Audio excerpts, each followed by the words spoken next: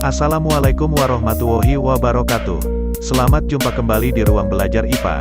Pada pertemuan kali ini kita akan membahas bagian-bagian alat reproduksi wanita, proses menstruasi dan kehamilan. Yang perlu ditegaskan, apapun yang kita tampilkan di sini adalah untuk belajar, bukan untuk hal-hal negatif atau pornografi. Kita simak saja sekarang.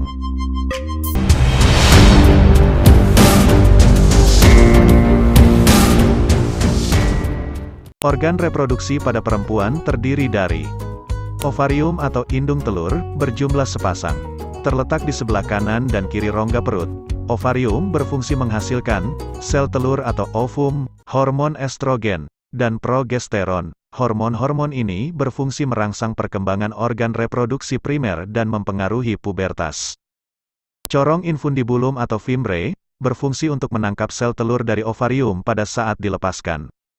Tuba Fallopi atau oviduct, merupakan saluran telur sebagai jalan ovum dari ovarium menuju ke uterus atau rahim, juga sebagai tempat terjadinya fertilisasi atau pembuahan ovum oleh sperma.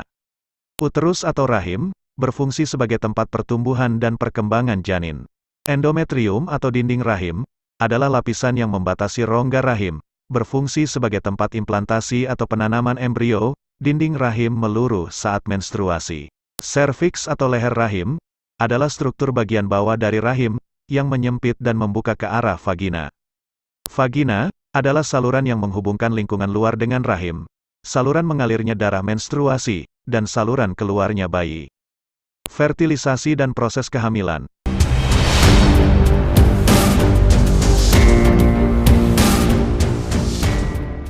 Apabila sel telur yang telah dilepaskan dari ovarium bertemu dengan sperma dan terjadi peleburan inti, disebut fertilisasi atau pembuahan,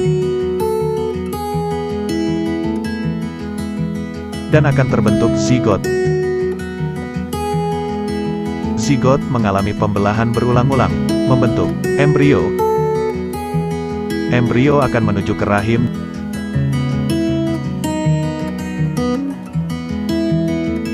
dan tertanam atau implantasi ke dalam endometrium atau dinding rahim. Pada kondisi ini seseorang mengalami kehamilan.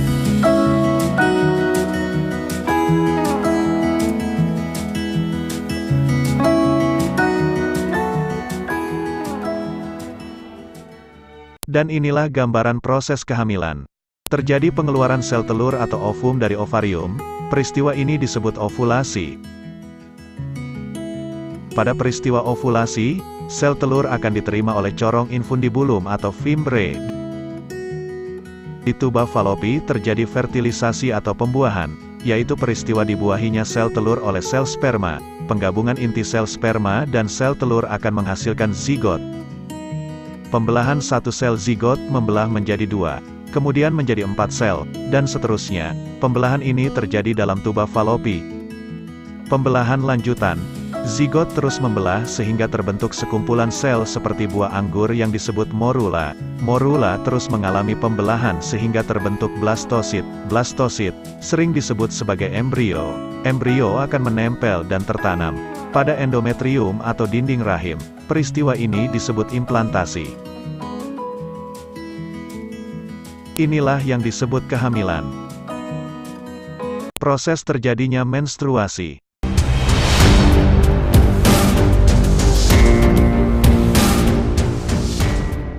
Menstruasi merupakan suatu keadaan keluarnya darah, cairan jaringan, lendir, dan sel-sel epitel yang menyusun dinding rahim. Siklus menstruasi terjadi jika sel telur yang dihasilkan oleh ovarium tidak dibuahi oleh sel sperma dan hancur sebelum mencapai uterus. Sebagai gantinya, uterus mengeluarkan lapisannya dalam bentuk menstruasi selama 4-5 hari. Siklus menstruasi dapat dibagi menjadi 3 fase. 1. Fase menstruasi. Pada fase ini hormon FSH, follicle stimulating hormone, yang dihasilkan oleh kelenjar pituitari memicu berkembangnya folikel dalam ovarium.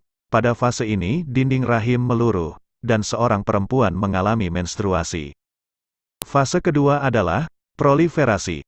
Pada fase ini, dalam awal perkembangannya, folikel menghasilkan hormon estrogen dan progesteron. Kedua hormon ini akan memicu dinding rahim untuk menebal. Tujuan dari menebalnya dinding rahim adalah untuk mempersiapkan tempat melekatnya embrio.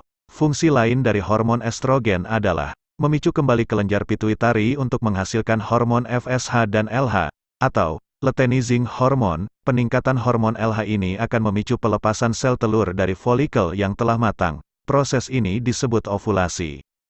Fase ketiga adalah sekretori. Folikel yang telah melepaskan sel telur akan berubah menjadi korpus luteum.